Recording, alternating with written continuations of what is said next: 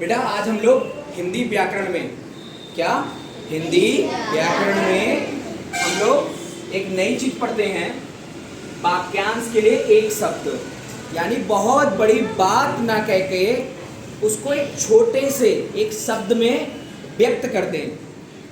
ठीक है, क्या है?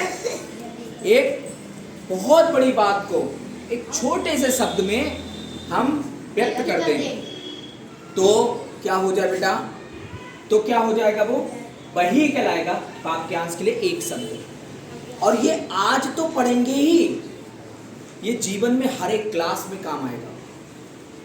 यानी आपकी 5वीं क्लास में भी, 6ठी में भी और 10वीं क्लास तक ये पूछा जाता है, तो इसलिए ध्यान रखेंगे।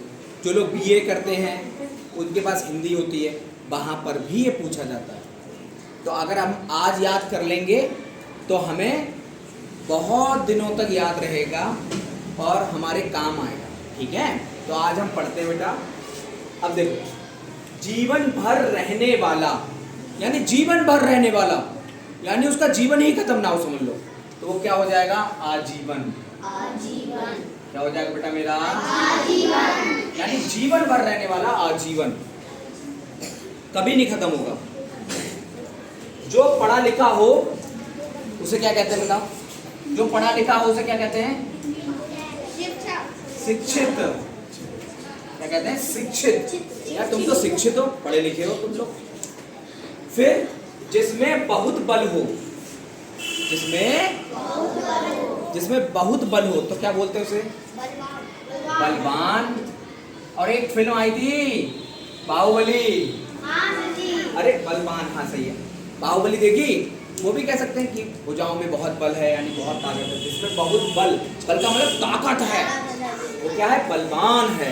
ठीक है, जिसमें कम बल हो, जिसमें ताकत ना हो, उसे बोलेंगे दुर्बल।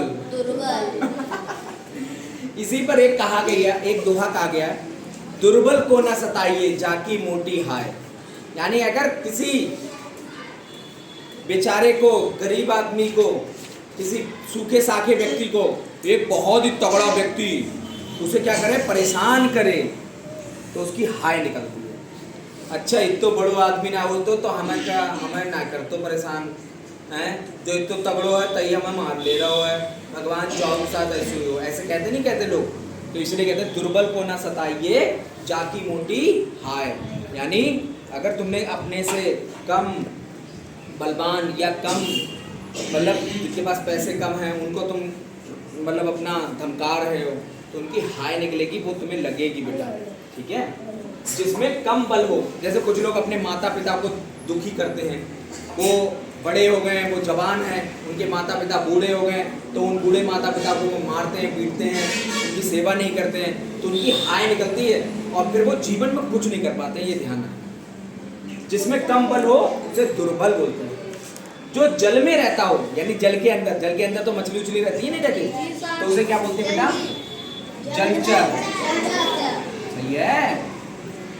जो आकाश में रहता हो, उड़ता रहता हो, नभचर बेटा।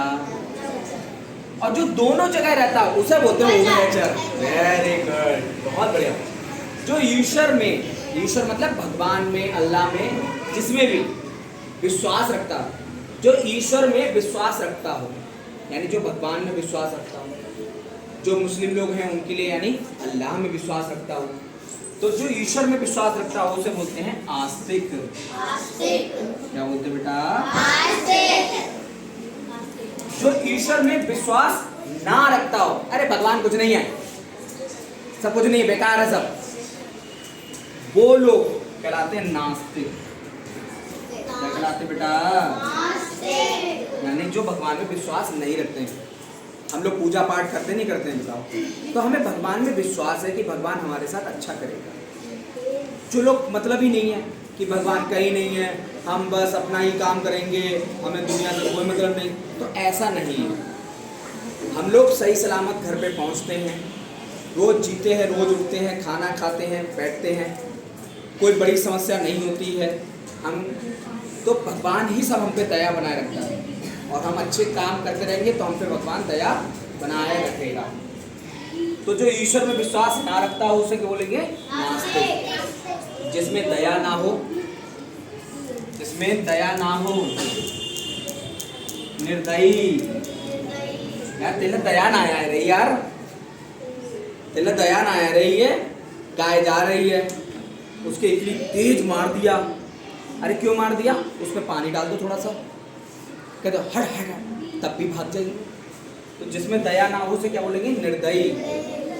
जिसमें स्वार्थ की भावना हो, लालच भरा हो जिसके अंदर, हम तभी काम करेंगे जब हमें कुछ मिलेगा। ऐसे लोग करते नहीं करते हैं? अच्छा हमारी साइकिल ले जा रहा हो, घिस दे वो। अरे कहाँ घिस जाएगी थोड़ी दूर ले जाने पर? इसमें क्या स्वार्थ दिखाना, क्या लालच करना? नहीं खराब होगी। जिसमें स्वार्थ की भावना हो, स्वार्थी। क्या बेटा? स्वार्थ। ठीक है, ये वाक्यांश के लिए 10 शब्द हैं और इनको हम याद कर लेंगे। ठीक है, ध्यान रहेगा। ओके।